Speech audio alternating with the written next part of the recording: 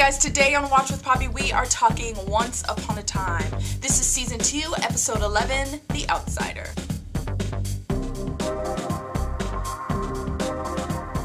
Okay, so this episode really kind of centered around three characters.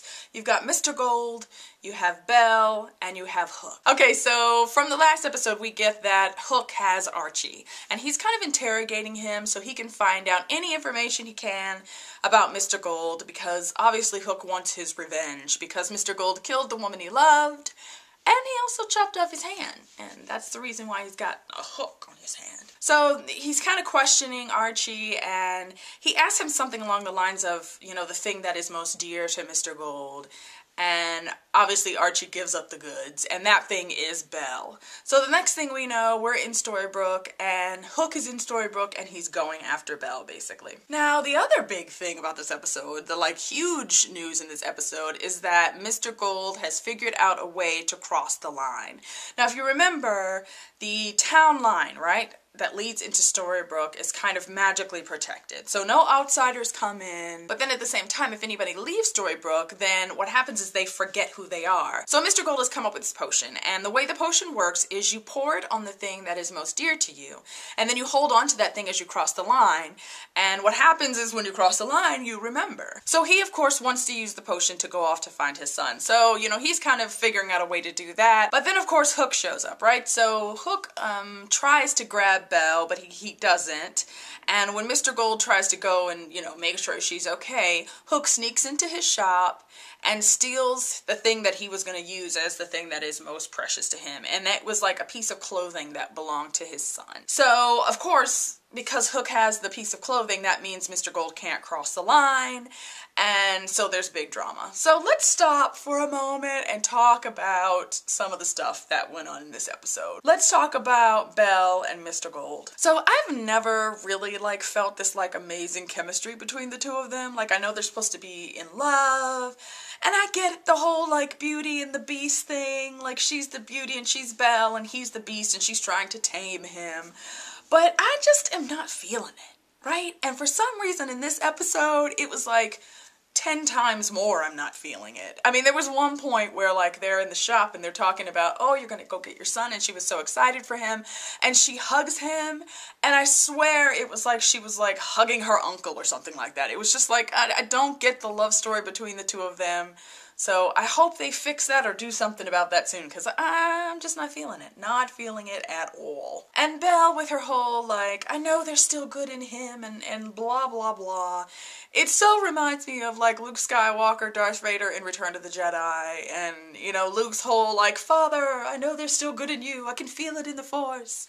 The problem is that I'm way more interested in Luke Skywalker and Darth Vader having this conversation than I am in Belle and Mr. Gold having it right at this moment. So what happens is, when Hook steals the piece of clothing, Belle goes to try to get it back from Mr. Gold, and Mr. Gold shows up on the ship, and then there's this whole fight, and he's just basically beating the crap out of Captain Hook with his cane. And let's talk about Hook for just one moment, please, because really this episode, it was just he just got the crap beat out of him at all times. So first, when he went to go try to, kidnap Belle at the library, she, knocked over a bookshelf on top of him. Then, when he catches her on the ship trying to steal the piece of clothing back, she, you know, swashbuckles him and, knocks him down into the bottom of the boat with some, piece of wood. And then, yeah, he gets, beat with a cane on the deck. I mean, it was just okay, I'm gonna need Captain Hook to be a little more badass than he is right now, because right now he's just getting beat up by women and little old men. I just don't get it. Okay, so a couple of other things about this episode. One, I loved the whole family, we want to be together vibe that was coming from Mary Margaret, Emma, Henry, and David. So they're all shoved in this little apartment that Emma and Mary Margaret used to share, but now there's 4 of them in there. And they kind of start talking about either remodeling or maybe moving. When Mary Margaret says, well, maybe we should get our own place to David, you know, I just loved it because it was Emma was isn't this what we always wanted? For all of us to kind of be under the same roof, to be together. And it was just kind of a cool little thing, because it was just oh yeah, go buy a house so you guys can all live together. I thought it was really, I don't know, just gave me happy feels. But then, of course, David was a little kind of just weirded out by the whole buying a house thing because he doesn't want to stay. And that's a grumbling that you hear from a lot of different characters, like, when are we going home? When are we going back to the Enchanted Forest? So I'm sure we'll be hearing more about that. The other obviously huge big thing is at the end of the episode, you know, Mr. Gold gets his cloak back, he puts the potion on it, and him and Belle are at the line saying goodbye, go find your son, I love you, whatever weirdness.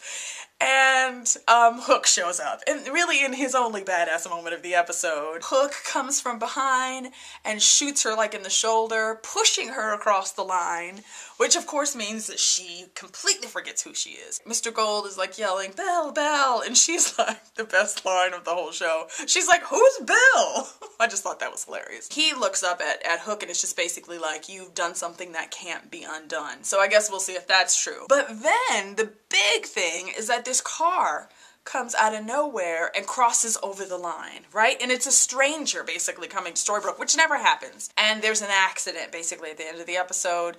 But you realized that this guy has crossed the line, so that's a problem. So that makes me wonder, like, is it because Mr. Gold has figured out a way for them to cross the line that has then opened the door for other people to come into Storybrooke? Okay, let's talk about Hook for just a moment, you guys. I love this guy. I love this character. He's just so, like, sarcastic and witty, and to use another Star Wars reference, he is so Han Solo. I mean, he is so the Han Solo of Once Upon a Time, people, and that can never be a bad thing. But, like, I just don't get him fully yet. You know, I really haven't figured him out yet, which I'm sure they did that on purpose. The whole kind of, is he gonna be good? Is he bad? Is he neutral? What is he? You know, type of thing.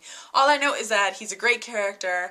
I hope he sticks around and then they make him a series regular. That's how much I really kind of enjoy him. So I guess we'll kind of see what they do with him. I hope they do a little better job than they did in this episode, because like I said, he just spent most of this episode getting his butt kicked. So that was not very badass. I need a little more badass from Captain Hook. I'd love to hear what you guys think about Hook, and do you think he's good? Do you think he's bad? What do you want to see from his character? As always, you guys, thanks so much for watching. Thanks for listening to me ramble about some of my favorite TV shows. I do that almost every day of the week, so you should definitely subscribe and check out, you know, kind of the other shows that I watch and ramble about, because you just should.